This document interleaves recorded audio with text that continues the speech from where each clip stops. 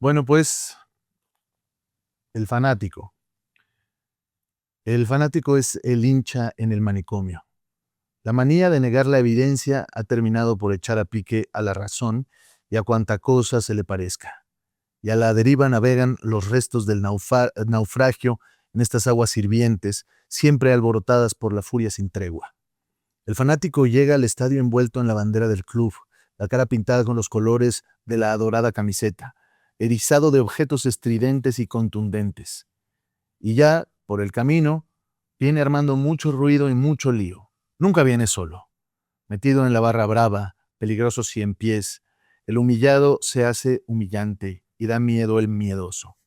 La omnipotencia del domingo conjura la vida obediente del resto de la semana, la cama sin deseo, el empleo sin vocación o el ningún empleo. Liberado por un día, el fanático tiene mucho que vengar. En estado de epilepsia mira el partido, pero no lo ve. Lo suyo es la tribuna. Ahí está su campo de batalla. La sola existencia del hincha del otro club constituye una provocación inadmisible. El bien no es violento, pero el mal lo obliga. El enemigo, siempre culpable, merece que le retuerzan el pescuezo. El fanático no puede distraerse porque el enemigo acecha por todas partes. También está dentro del espectador callado, que en cualquier momento puede llegar a opinar que el rival está jugando correctamente, y entonces tendrá su merecido. ¿Qué te mueve el fútbol, Fernando? Fantástico Galeano, uno de mis grandes referentes de la vida. Sí, ¿no? De todo. De todo. De todo. En lo político, en lo social, en lo cultural, en el fútbol. En el fútbol, en la manera de entender el lugar de la literatura y del intelectual, ¿no? Que nunca quiso ser del todo, ¿no? Es genial.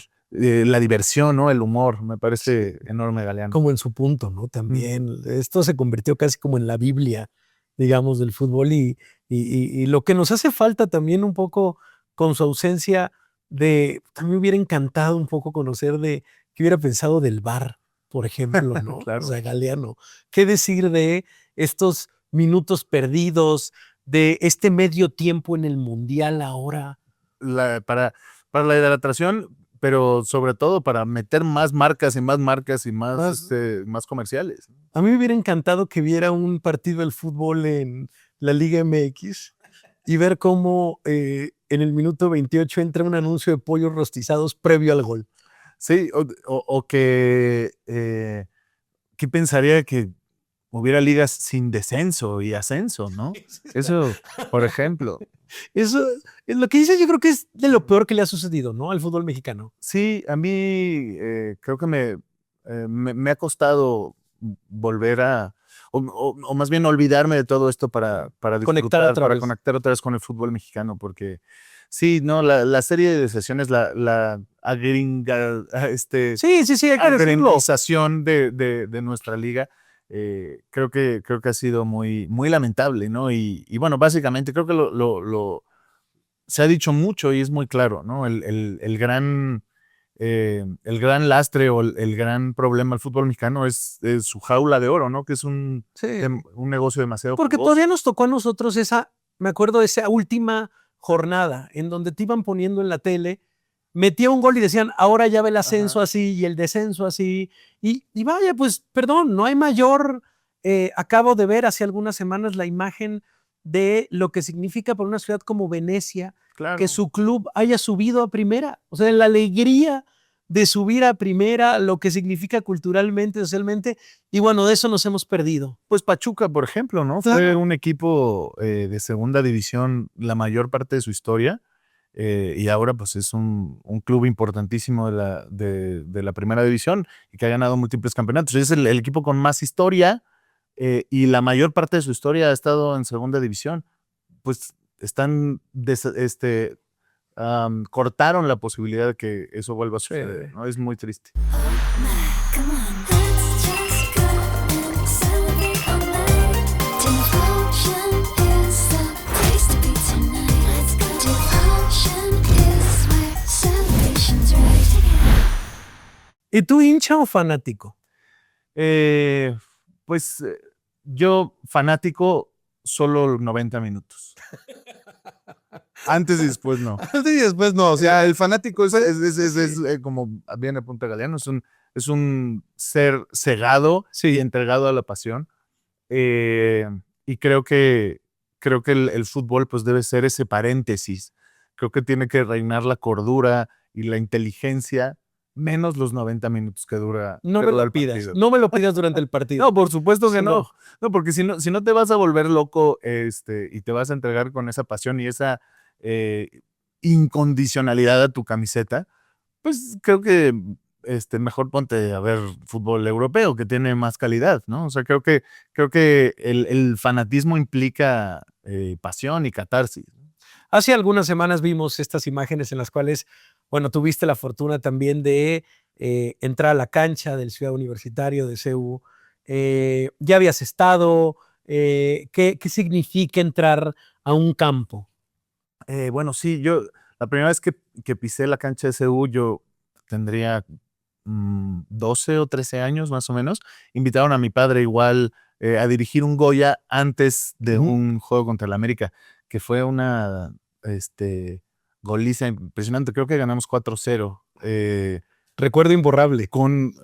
No sé si fue la primera o la segunda temporada de Hugo como entrenador de Pumas, pero fue antes del bicampeonato. Y desde entonces, pues no había yo vuelto a pisar el campo de CU. Ahora ¿Cómo fue la diferencia?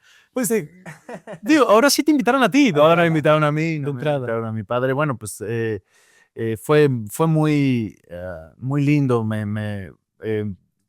Había además tenido pues hice campaña desde el personaje con Chivas. También fueron súper amables, me regalaron un jersey, me bajaron al campo. Claro, pero estaba trabajando, estaba haciendo. Claro. Y luego me subieron al palco con Amaury, que me pareció un tipazo. Y además fue también un clásico Chivas América. Y pues obviamente yo le voy a dos equipos, primero a los Pumas y luego al que juegue contra el América, siempre. Así de fácil y así de sencillo. Entonces, claro, estaba viendo el partido con intensidad y con ganas de ganar el Guadalajara. Entonces me pasaron al palco con Amaury y ahí dijeron, no, y ya vimos que sí es Chiva, hermano. Y yo dije, no. Hoy nos hermana el antiamericanismo, pero yo ante todo soy Puma. Y ya, bueno, muy amable y echamos unas risas, pero yo decía como, qué ganas de que mi equipo algún día me haga un cariñito. Sí, oye, y bueno, a ver, ¿qué te transmite a ti el fútbol? ¿A qué te lleva eso emocionalmente también el fútbol? ¿Te recuerda parte de la niñez? ¿Te recuerda tal vez esta preparatoria, esta universidad? ¿Es algo que sí ha estado presente? Muy ¿Tu vida? presente, sí. Por supuesto, lo primero es un vínculo muy fuerte con mi padre, ¿no? Mi padre era un loco de los deportes y nos inculcó. Él jugó fútbol americano en Sí. la UNAM. Fue quarterback primero de Leyes y luego jugó en Pumas. Muy poco tiempo ya en Liga Mayor porque se lesionó, pero era muy obsesivo de los deportes. Entonces nos llevaba mucho al estadio a ver a los Pumas de fútbol, a los Pumas de americano, a los Cóndores que eran en mi niñez, y al béisbol, a ver a los Diablos. Después yo empecé a practicar béisbol y me clavé mucho en el béisbol, pero nunca he dejado de ver a los Pumas, incluso en sus peores épocas. Ujú. O sea, como que mis hijos, por ejemplo, así como de, ¿por qué ves eso? Puma aunque gane. Sí. Puma aunque gane. Y pues sí, hay una inercia ahí de tradición, de decir, bueno, pues es parte de mí, de mi historia, y también se me quitó, fíjate, me duró mucho tiempo como el impulso, ya después de que mi padre había muerto, eh, esa fracción de segundos antes de recordar el contexto, pero como que ver un juego y tener el impulso de escribirle para decirle si lo estaba viendo o en qué canal estaba pasando. Y bueno, pues ahí está ese gancho, ¿no? Mi padre era mucho más apasionado que yo, Más fanático. más fanático afuera de los 90 minutos. O sea, y yo tuve que construir ese dique, ¿no? Como que yo decía, Oye, oye, vámonos por unos tacos saliendo. ya, o sea, cambiamos el chip, cabrón. Y yo sé, pero de pronto a él le podían agregar el día seguro, pero a veces hasta la semana. Sí, era muy intenso. Oye, ¿y lo practicaste en algún momento? Sí, en la infancia jugué en el CECAP. Y la verdad es que, bueno, Te chingaste la rodilla. no me chingué la rodilla. Tengo un pie muy grande y tengo el pie plano, entonces le pego muy feo al balón. O sea, calzo del 13 mexicano, 15 gringo.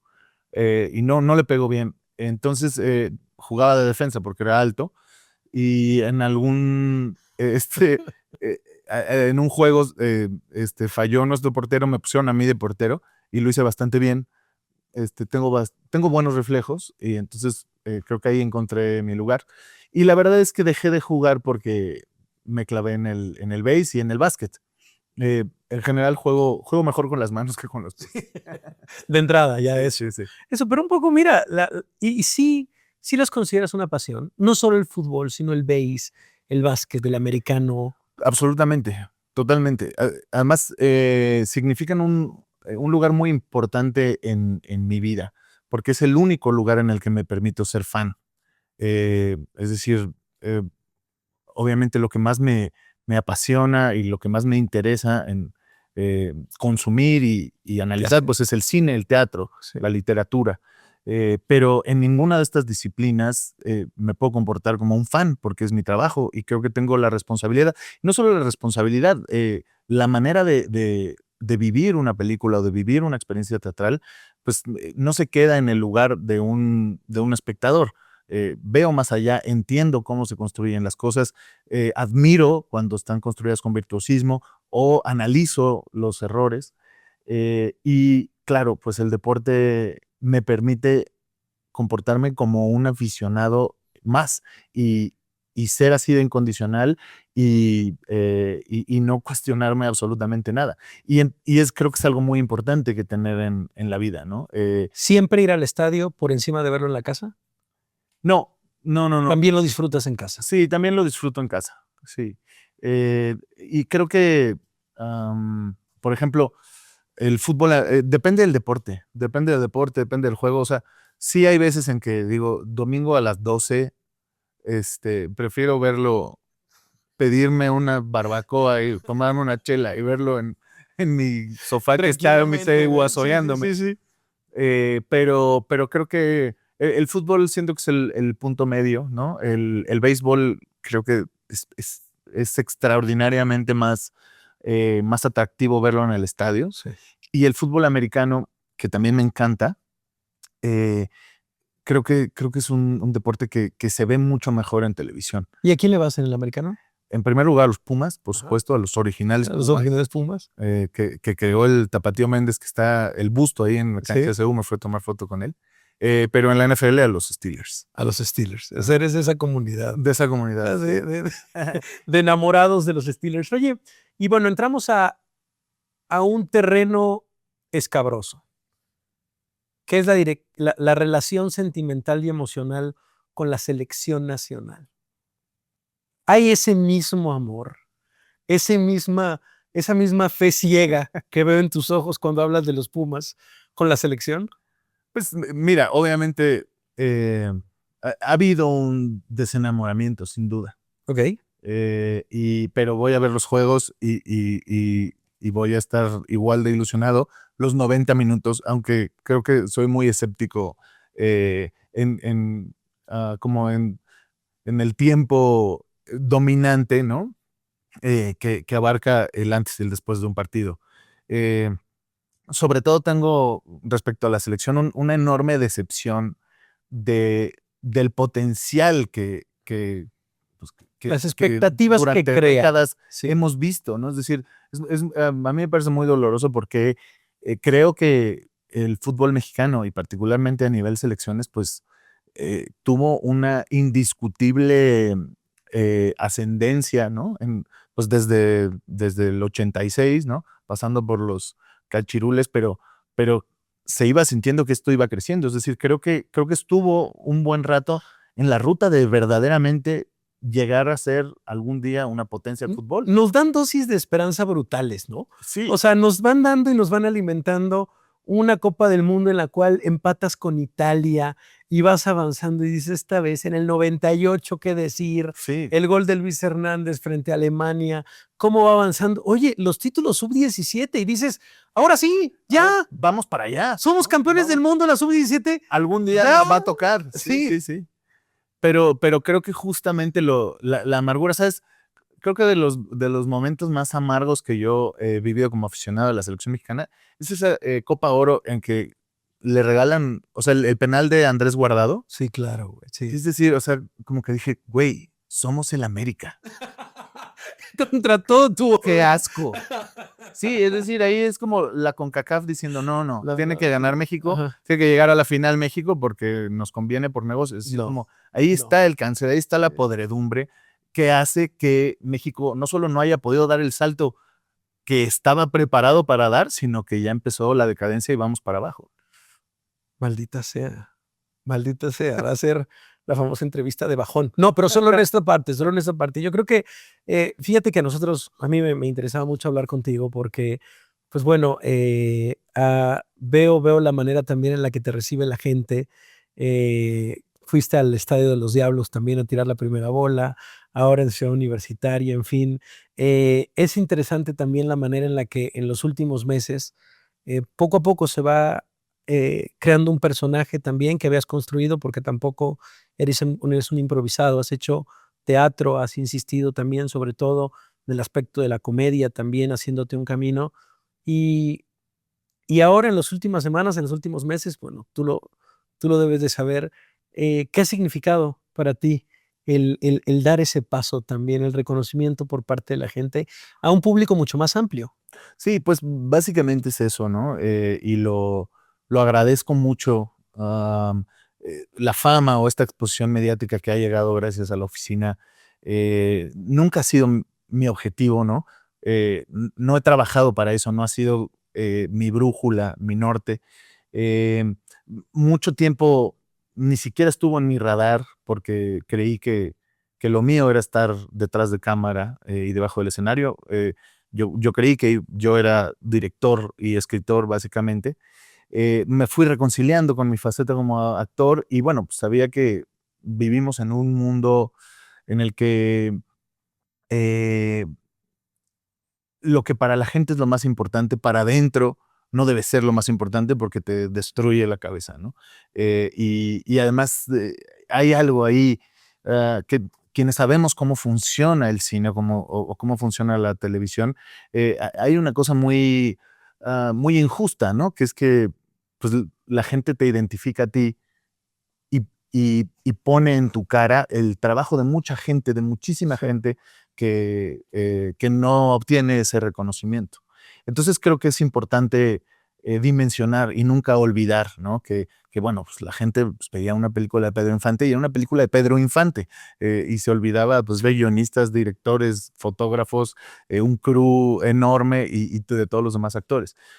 Pero bueno, de pronto te toca hacer ese canal, ese puente de un proyecto además que te gusta mucho y del que te sientes orgulloso, como es esta serie, y creo que tienes que pues malabarear las dos pelotas, ¿no? Por un lado, sentirte agradecido, honrado por el cariño que te están demostrando y al mismo tiempo no desubicarte, decir, bueno, pues te tocó estar al frente de este proyecto, pero pues Eres la punta del eres iceberg. la punta del iceberg Sí. del trabajo de mucha gente, ¿no? Que en este proyecto justamente se alineó mucha gente muy, muy talentosa que puso lo mejor. Entonces, pues contento, entendiendo también que para mí lo más valioso es que esta posibilidad de acceder a un público más masivo me da la oportunidad de conectarlos con proyectos que yo seguiré Sí. gestando y que pues muchas veces no accedían a este tipo de público y bueno, pues tratando de cruzar a distintas audiencias con distintos proyectos a través del conocimiento de mi carrera que están empezando a tener. Pero sobre todo muy, muy agradecido Sí, y muy contento pues por el cariño muy legítimo que me está mostrando la gente, que tiene mucho que ver con lo necesario que es reírse, ¿no? Y con Sí. lo valioso que es la risa Sí. para todas las personas, ¿no? Es una necesidad primaria. Pues te lo agradezco de verdad, Fernando, y qué padre que en este pretexto de el aniversario de Live Aqua hagamos estas conversaciones de 8 personas, hablando de un tema que a todos nos conecta, que es un tema que nos hayas abierto esto de la pasión, me parece maravilloso. De verdad, Fernando, muchísimas gracias por Muchas gracias, acompañarnos Carlos. Un para placer. esta conversación. Es Fernando Bonilla y, por supuesto, esto fue 8 personas by Live Aqua.